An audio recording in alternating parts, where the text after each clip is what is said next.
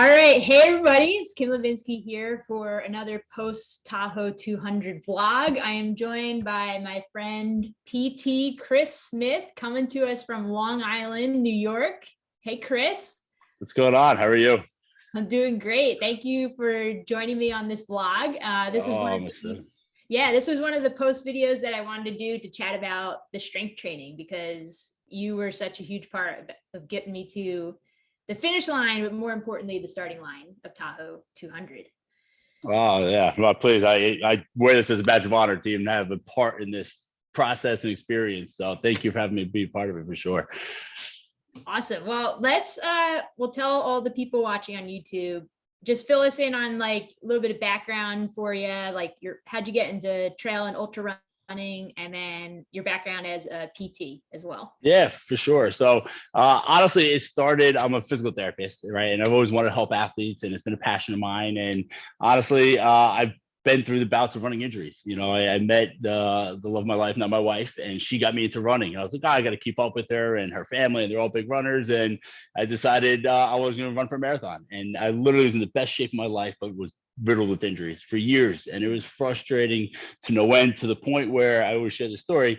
I flew down to Disney and had to watch it on the sideline as everyone else got to have the whole Disney run experience. And here I am on the sideline, just observing because I dealt with another injury. And I took some time off, and I worked my career as a physical therapist and started the rest of my life. And then the family life started, and decided I want to get healthy again. And this is about 7 years ago now, where I decided I want to get healthy and active, but do things a little bit differently. And at that point in my physical therapy career, I was seeing a lot of runners struggle with this as well, of just recurring injuries of start training, stop training, start training, stop training. And it was frustrating for them. And I was limited to a certain degree on what I was capable of doing for them, with busy schedules, insurance and restrictions and all that other fun stuff that limited my capabilities of helping that specific population. But again, it just happened to coincide at a time where I was doing it myself. So I was practicing everything that eventually I've now come to preach itself from personal experience. And then from what I've studied and what the research shows that helps athletes get back, runners specifically, to tolerate the demands, which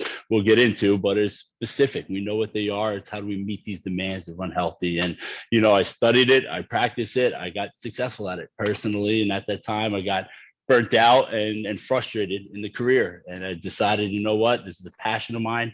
I've personally overcome this. I've seen these athletes struggle with this. Let's make them coincide. And that's when I started the business with my partner 5 years ago now.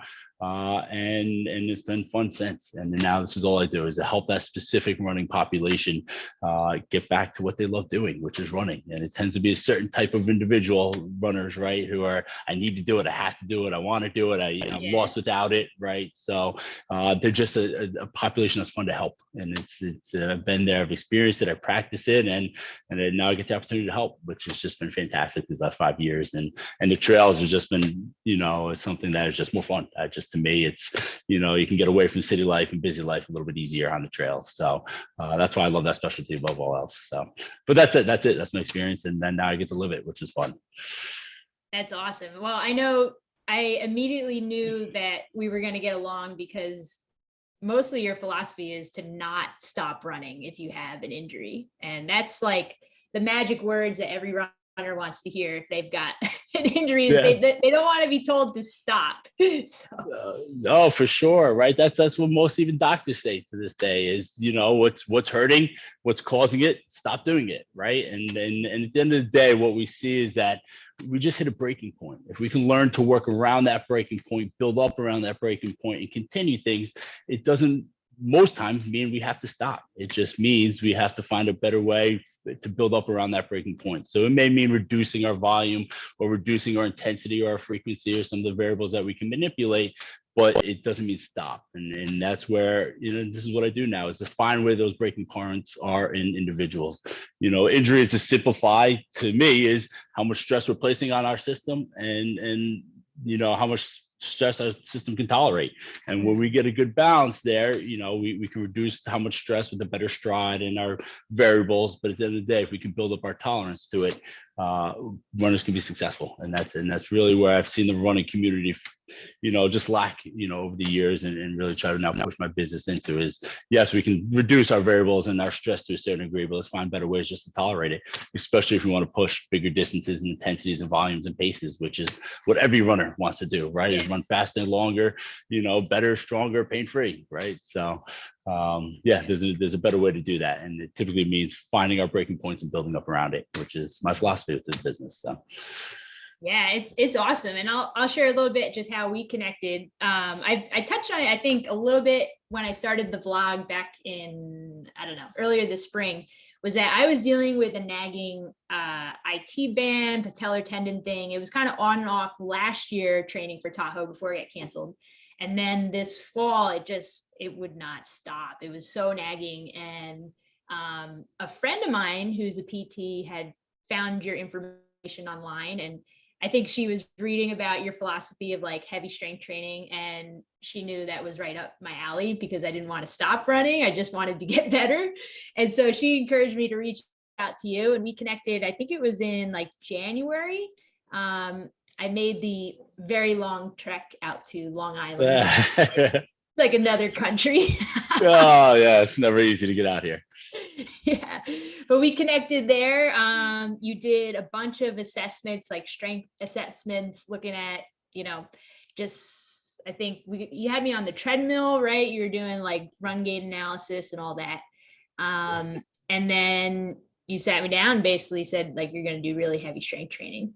And I can testify firsthand that you single-handedly got rid of the injury. I think it took maybe a couple of months of still nagging a little bit here and there, but got to the starting line of Tahoe healthy. And that was something I was really concerned. I don't know if you remember when I was in your office freaking out a little bit. Oh yeah.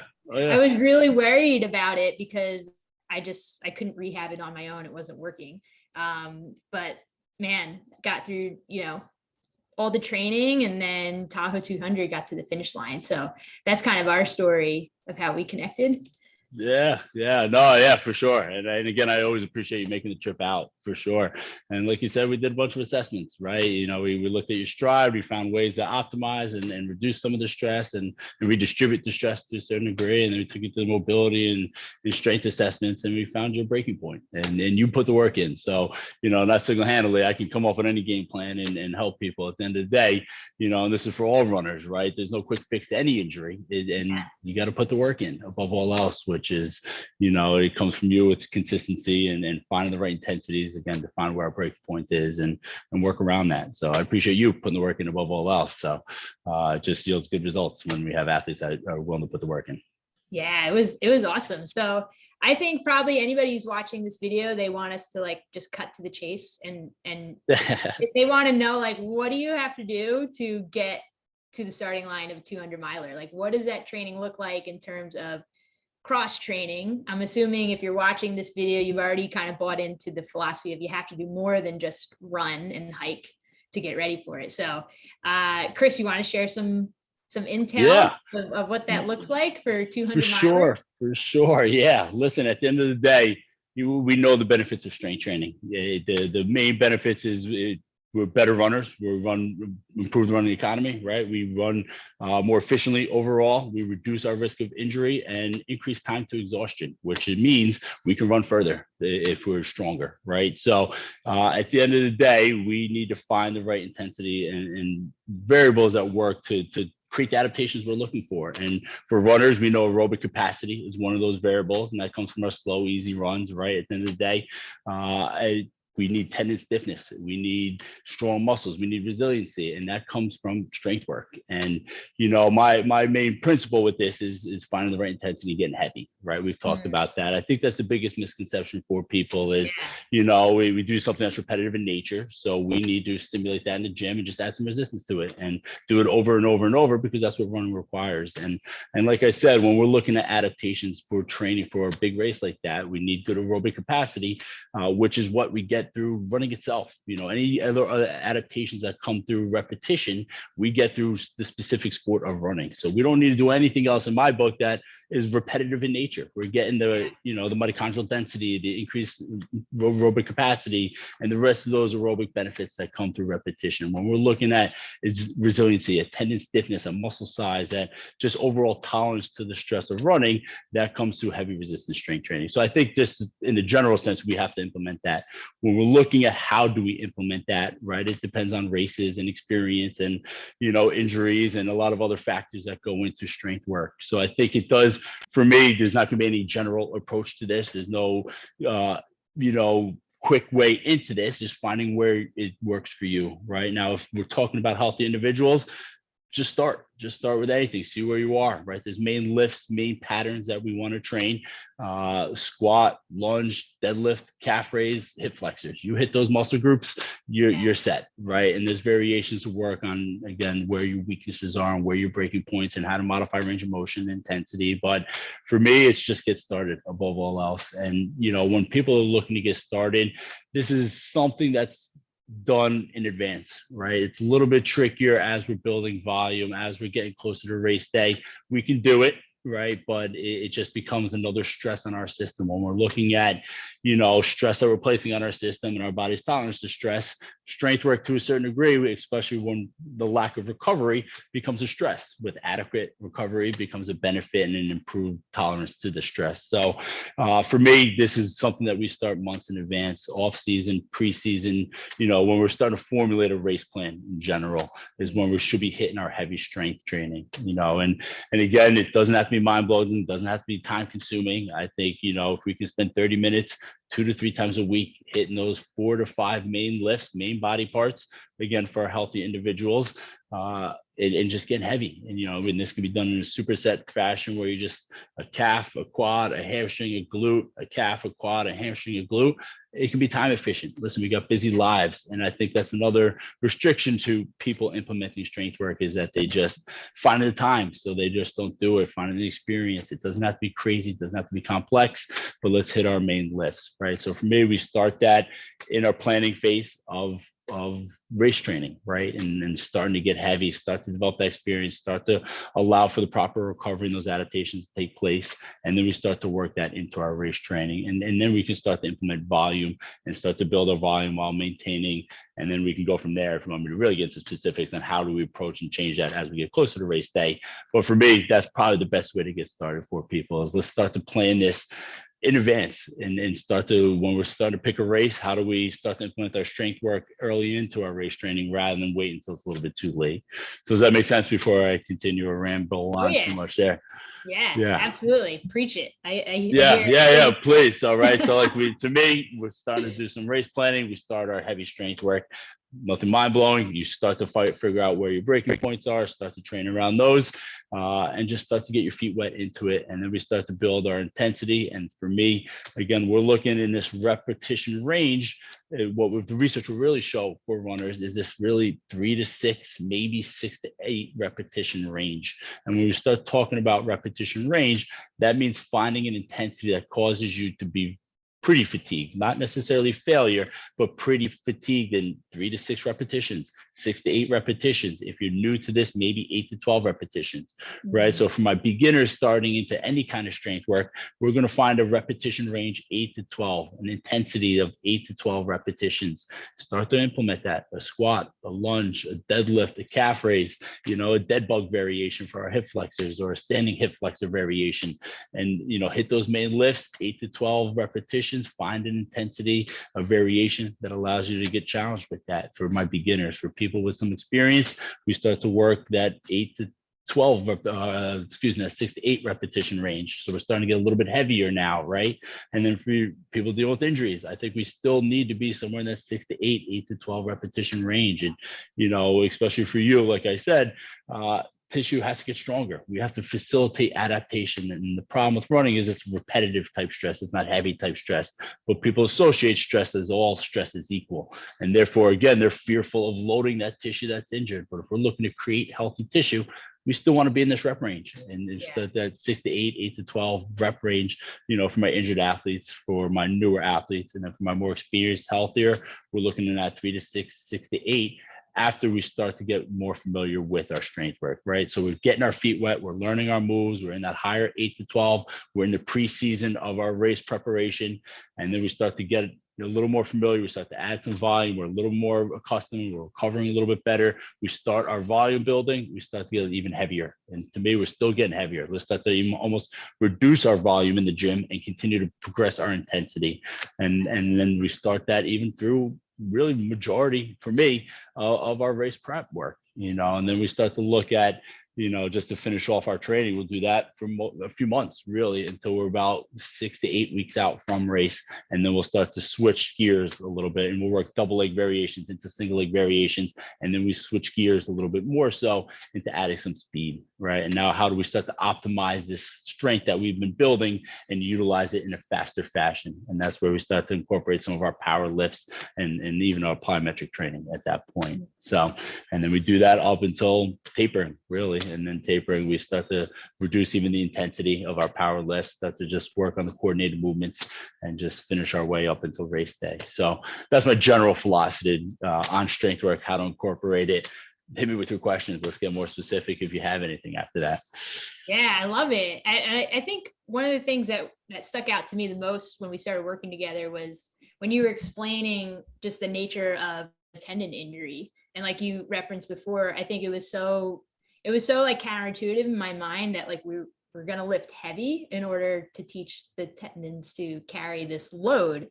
I think it'd probably be really helpful if you shared some of those analogies with me, just about, I think you used some sort of like spring analogy with the tendon, if I'm remembering correctly. And then also like the weight of impact of like every stride that you take, especially running downhill. Those visuals, I think, were really helpful for me to understand, the injury, how to rehab it.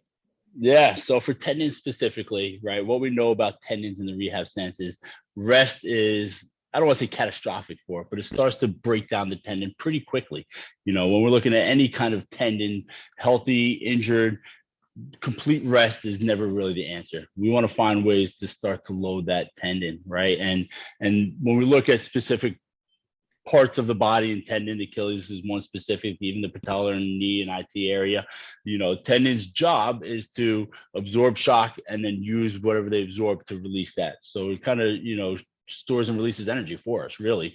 That's the main job of a tendon. So it does great job at storing when we have a little bit of stiffer tendon. So when we think of like, a spring is the analogy we use most recently, right? If we have a very weak spring, if we have, a spring that's very long and elastic, it's really tough to create a lot of power and force. We have a stiffer spring, you think of like our shocks almost in a car, right?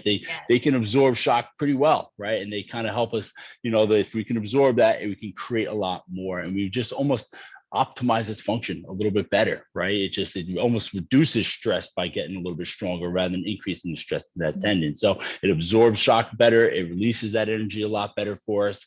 So the only way to really do that is through heavy strength work, right? Which is, again, comes at an intensity that is really 75% plus our 1RM max, which is 6 to 8 repetition range, right? So, to create a healthy tissue, we want to work on that storing stiffness facet of the tendon, and then we start to transition that again to later phases into how we release that energy through our plyometric and power training. So, early on for tendon health, for the stiffness of our tendon, heavy, slow resistance training is our answer. Greater than 75% our 1RM max, repetition max, or, basically how much we can do one time, 75% of that intensity, which puts us in that 6 to 8 repetition max range. That develops tendon health. That's how we get a tendon to stress and adapt, right? Tendons want to adapt. Anything, that's what's great about the human body, is that with enough stress, there's good stress that we adapt to, and then of course there's bad stress. But if we stress things the right way, we get stronger from it. And that's just, at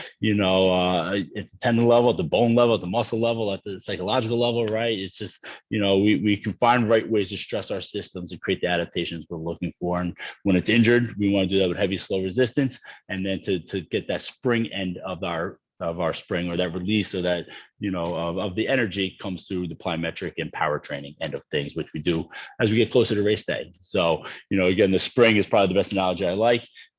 Strong spring is what we're trying to build. We don't want a flexible string. We want a strong spring. And that comes through power, plyometric, and strength training, really. Yeah, does that make totally. sense with that? Yeah, it does. I always think back to like before we started working together, I was probably doing, I mean, it's an exaggeration, but like 100 clamshells a day because I thought that's what was going to rehab it. And I probably could have kept doing that for months and wouldn't have seen any improvement. No. But yeah, I think something I loved so much was that like every week we'd have our check-ins, right? You would touch base with me to, hear how the week was going. And you'd always say like, go heavy, go heavy, go heavier. And I think, for me, there was like there was that hesitation because I was like, I don't know if I can lift heavier, but each time I think it was probably like every week or every other week of increasing the weight. It was really cool to see like you were seeing those strength gains almost weekly. It's like, it's empowering to be in the weight room and be able to, lift some heavy weights and, I try not to compare too much, but sometimes you look around and you see other guys and you look at, how much weight they're using. And then you look at your squat rack, you're like, yeah, what's up? That's huge. And that's what I loved about you. And that's a great point, because I feel like, and I never want to make this necessarily gender specific, but my female athletes are fearful of getting heavy. Yeah. And then I have some females that show it, and they're hip thrusting 300 plus pounds in here. And I'm like, that's what women are capable of. That's what men are capable of. That's where we need to be, right? Is getting this heavy, slow resistance. And I do see the apprehension in the trail running world overall. I do see it even more so. Unfortunately, I got 3 sisters. My wife hates getting heavy, and I preach it to everyone. We can do it, even as females. Get heavy. It's okay. You're going to get strong, and it's empowering. Like you said, you're going to feel more confident. You're going to feel more resilient out on those trails. And then, of course, the adaptation, the physiological benefits speak for themselves. But that empowering sense, as a female athlete, push heavy. I preach it to everyone. You're stronger than you think. I think we undersell ourselves far too often in the gym. Get your feet wet, get experience. So, do it safely, of course. But once you've learned the movement patterns, you can do safely. Don't get heavy. It's going to just pay dividends tenfold in your running game, especially, but mental game as well. So.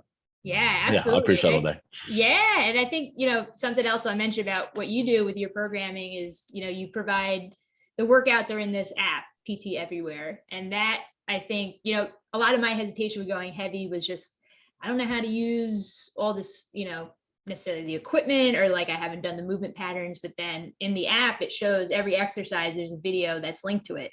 So, you just bring your phone into the weight room, and a lot of time, I mean, I just did it today. I was doing one of the old workouts and I couldn't remember, awesome. I couldn't remember which hand the dumbbell goes in when you're doing a hinge, and I just, you click the link and bam, it shows you. So I think that was really helpful for me along the way, because, I'm going in the weight room training by myself, and then to be able to have that, immediate guidance through the app was really helpful. That's huge. And I appreciate that. Yeah. It's form matters, right? When we're looking at mechanics and strength work, form matters.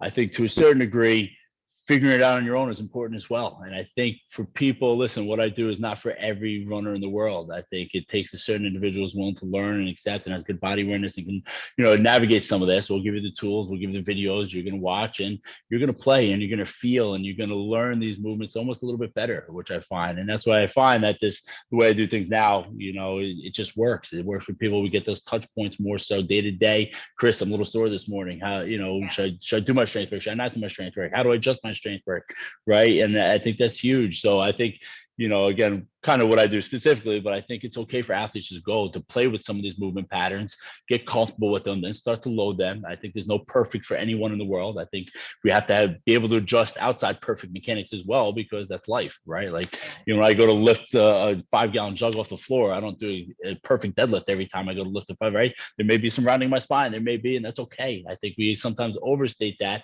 Let's learn the move, let's play, let's feel, let's get comfortable, then let's load, and then let's stay in good support support. Let's make sure day to day we're managing that. And I think that's, those types of athletes that are okay and comfortable to start that process and experience that themselves and feel things and learn something about themselves, right? Just going through some of these movement patterns. And then I'm there for support along the way. You got questions, comments, concerns, you want to shoot me a video, you want to jump on a call, you want to, clarification on something, that's what the support's there for that. But I think, as PTs, we're no miracle workers. We're not going to massage your IT band away. We're not going to stretch your IT band away. We're not going to cup and stim and dry needle. It's just not going to happen.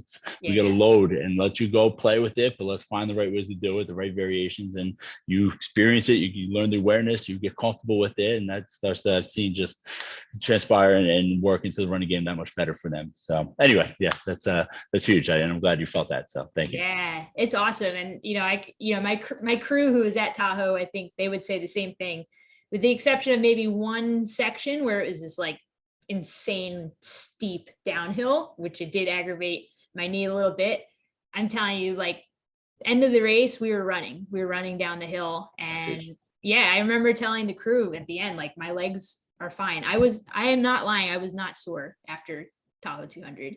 Awesome. And that is absolutely a testament to the strength training. I can't attribute that to anything else other than the strength training work, because like you just spent the time explaining, like, the strength training just taught the body and the legs to carry the load and to recover quickly. And so it tolerates everything better. That recovery, to me, I mean, I preach that even to people to this day. It's you recover better. Like if you start doing it, I found myself even, I started getting into ultras a little bit more last year.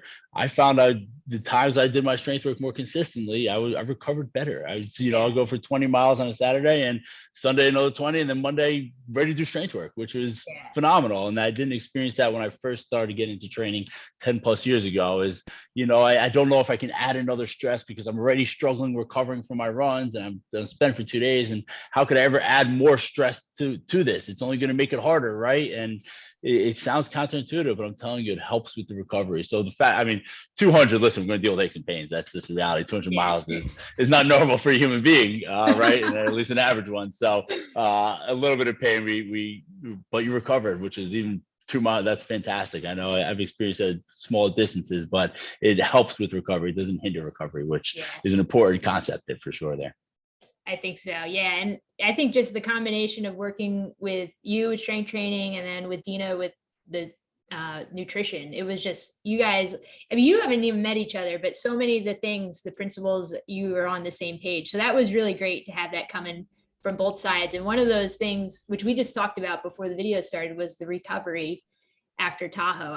I'm telling you, you both literally said the same exact thing. And I know you didn't talk about it beforehand, but you both were preaching at me to chill out after Tahoe and to take the time to recover, like at least a month. And, I was hearing from other runners, like 7 to 10 days and you're back at it.